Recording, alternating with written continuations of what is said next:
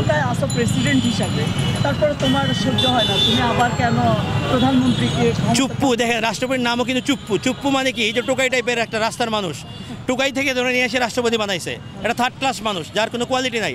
অনেক দুর্নীতির ফিরিস্তি আপনারা দেখছেন চুপ্পুর। এবং রাষ্ট্রপতি থাকা অবস্থায় দুর্নীতি, দুদকের প্রধান থাকা অবস্থায় দুর্নীতি করছে। এই চুপ্পু তার আম্মাকে ভুলতে পারতেছে না। তার আম্মা তাকে ছেলেকে হাতে ধরে এনে এত বড় পজিশনে দিয়ে গেছে। এখন মায়ের প্রতি তার যে কৃতজ্ঞতা বোধ, ওইটার আলোকে সে এখন একটু মানে বলতেছে আর কি। এখন তার দোষ দেওয়ার কিছু নাই, সে তো বেশি দিন থাকবে না। তো চুপ্পু কেমনি আর মানে রাস্তার চুপ্পু হয়ে যাবে, বেশি দিন নাই। না, সে বলতেছে পদত্যাগপত্র সবাই খুঁজছে, আমিও খুঁজছি। পদচ্যুত ব্যক্তির আবার পদত্যাগ কি, পদত্যাগপত্র কি?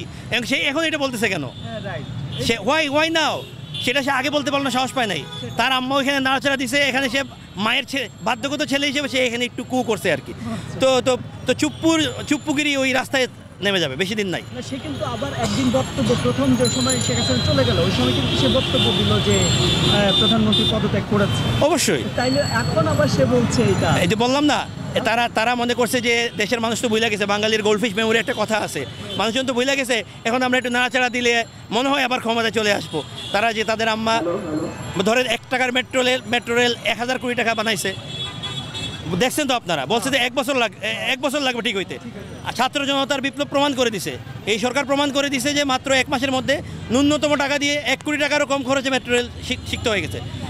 তারা আগেই খাওয়ার চিন্তা করে কিছু একটা প্রজেক্ট করছে, যেগুলা দেখানোর জন্য, এগুলো খাওয়ার জন্য। মানে প্রজেক্টে যদি 1 টাকার হয়, এটা বাজেট করবে 100 টাকা। বিকজ এই রাষ্ট্রপতি চুপ্পু, এই টাইপের তার লেসপেন্সার যারা আছে, আম্মুর ছেলেরা, তারা বড় লোক হবে, খাবে, এই খাওয়াটা তো বন্ধ। এই কারণে তারা আম্মুকে চায়। মানে চুপ্পু তো ভালোই ছিল, রাষ্ট্রপতি ছিল, এখন সে ও তো মনে মনে জানে ও কার ছেলে। ও ভালো থাকলে তো সে মনে মনে তো ভালো নাই, অত সবসময় একটা টেনশনে আছে, ইয়ানাফসি আছে তার ভিতরে।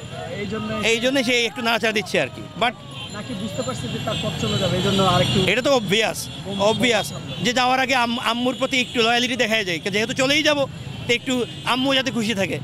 এরা তো সবসময় আপনার চান্স টেকার। আমার নাম আদনান। চট্টগ্রামে কিছু ঘটনা ঘটছে, ঢাকায়ও কিছু ঘটনা ঘটছে। ছাত্রলীগ কি অবিবেচক, মানে হঠাৎ করে এরকম একটা পরিস্থিতি? এটা তো অবশ্যই অবিবেচকের কাজ। তারা তো বিপ্লবের পাঁচটা বুঝতে পারেন। তারা যদি বিবেকবান হইতো, বিবেচনা দিন মানুষ হইতো, তাহলে তারা আগের যে নির্যাতনগুলো করছে এগুলো করতো না। ছাত্রলীগ তো অবশ্যই অবিবেচক, ওদের কাছ থেকে এগুলো এক্সপেক্ট করাই যায়। কোনো ধরনের কোনো বিবেচনা ছাড়া, কোনো ধরনের কোনো পরিণামের ভয় করা ছাড়া যা খুশি তা করে বেড়ায়।